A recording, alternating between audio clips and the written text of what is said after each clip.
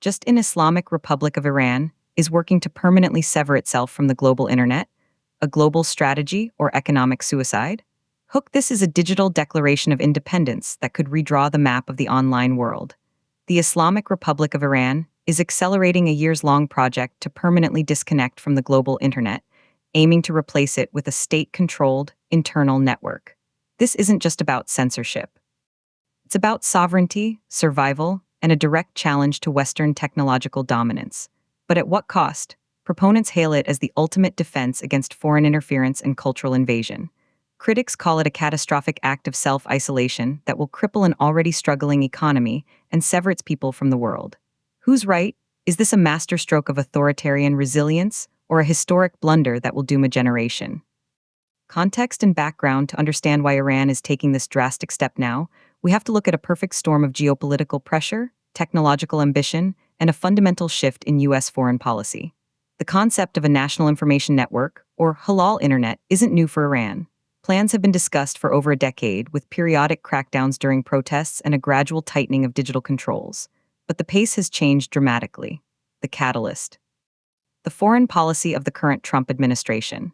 Since President Trump's inauguration in January 2025, his administration has pursued a significantly more aggressive posture toward Iran, moving beyond the nuclear deal framework of previous administrations. The threat isn't just military, it's overwhelmingly economic and technological. This brings us to a critical, breaking development from just this week. President Trump posted a threat on his Truth Social platform, declaring a final and conclusive order to impose a 25% tariff on any nation that trades with Iran. This isn't targeted sanctions on specific entities. This is a blanket economic ultimatum to the entire world. Choose between trading with Iran or facing punitive tariffs on all your exports to the United States. This threat, while its legal framework is still unclear from the White House, has sent shockwaves through emerging economies, particularly in Africa. And it's here, in the trade corridors between Kenya and Tehran, that we see the immediate, tangible pressure that is forcing Iran's hand. Kenya, a major U.S. trade partner under the African Growth and Opportunity Act, or AGOA, was actively reviving a historic tea trade with Iran worth billions. A high-level delegation was just in Tehran 2 months ago. Now, Nairobi faces an impossible choice: lucrative access to the American market or a promising new frontier in Iran. This global squeeze, this economic encirclement, is the immediate context.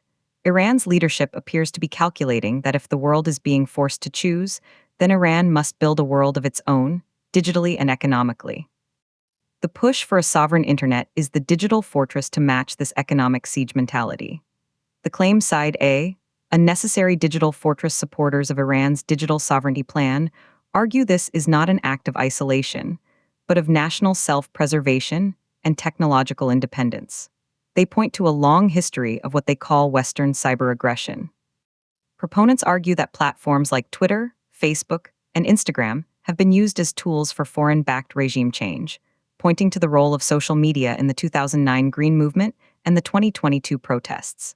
They see the global internet not as a free space, but as an American-controlled domain, a weaponized tool for espionage, psychological warfare, and spreading what they deem moral corruption. From this perspective, building a national internet is akin to building a national army. It's a defensive necessity.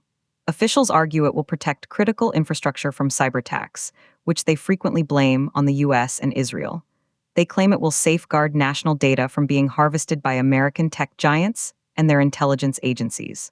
Furthermore, they frame it as an engine for domestic tech innovation. By walling off the market, Iranian versions of Google, Amazon, and Uber, like Digicala and Snap, will be forced to thrive, creating jobs and building a self-sufficient digital economy immune to foreign sanctions or shutdowns. But here's where it gets interesting.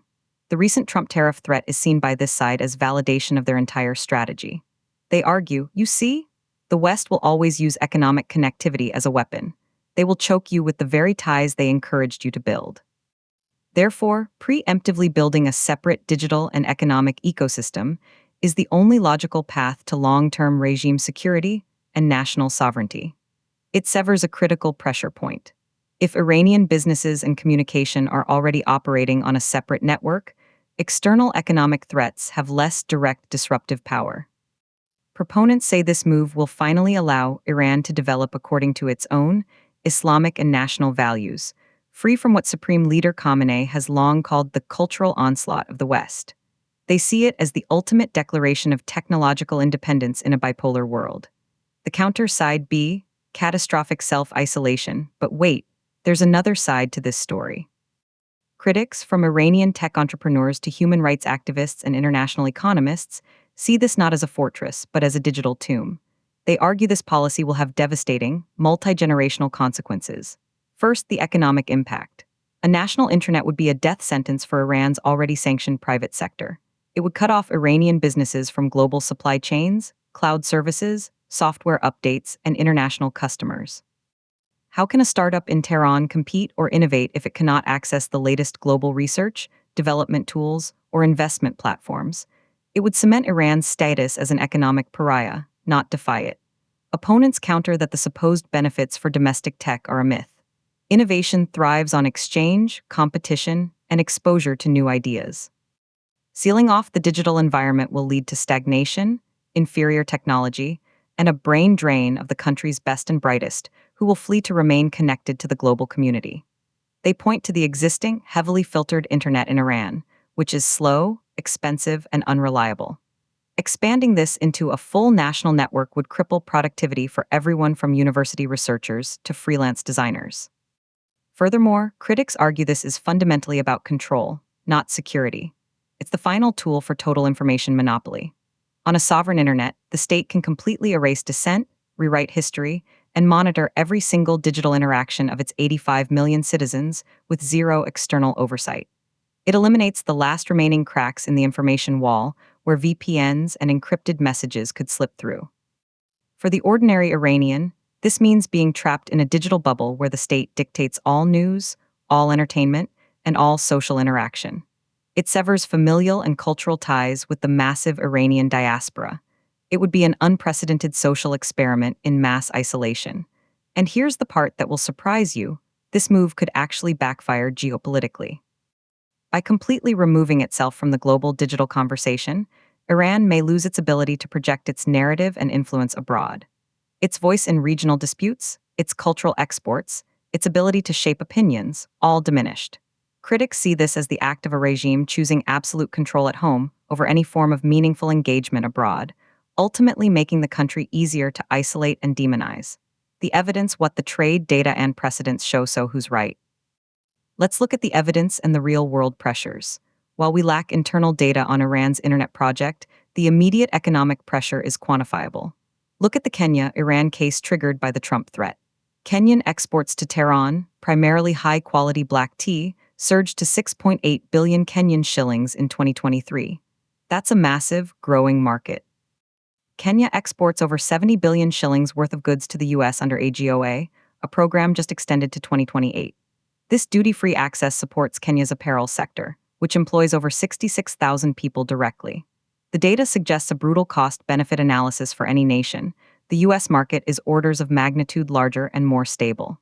The Trump administration's threat, even if not yet implemented, forces a chilling calculation.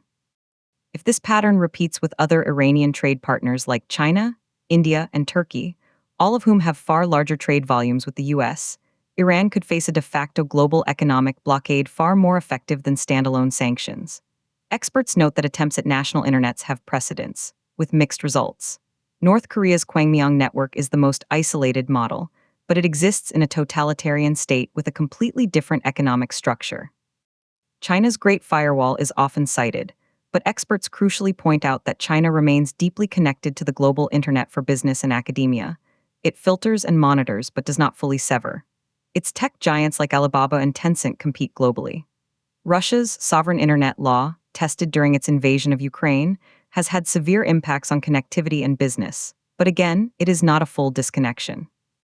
The evidence from these cases suggests that even partial digital sovereignty comes with significant economic and technical costs, reduced foreign investment, hampered innovation, and increased costs for businesses that must operate both inside and outside the wall. A complete severance, as Iran seems to be proposing, is uncharted territory for a large, educated, and relatively young population. The economic shock would be immediate and severe. The verdict, a desperate gamble. With a nation as the stake, the reality is more complex than either side admits. This is not purely a story of evil control versus brave openness. It is a desperate, high-stakes gamble by the Iranian regime, where the nation itself is the collateral. The Trump administration's aggressive economic coercion is undeniably the accelerant, forcing a fortress Iran mentality from a theoretical plan into a perceived urgent necessity. What most people miss is that this is a lose-lose proposition for the Iranian people, but for different reasons depending on the outcome.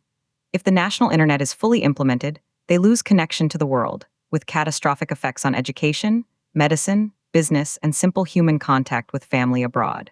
If the regime backs down due to technical impossibility or public pressure, it will be seen as weak in the face of U.S. threats, potentially destabilizing it from within.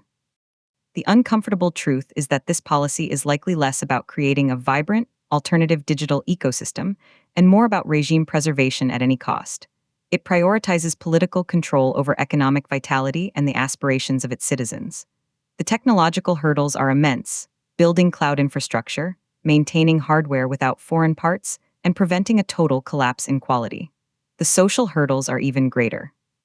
Can you really tell a population, nearly 70% of which is under 40 and has grown up with glimpses of the global internet, that they will now live in a walled garden?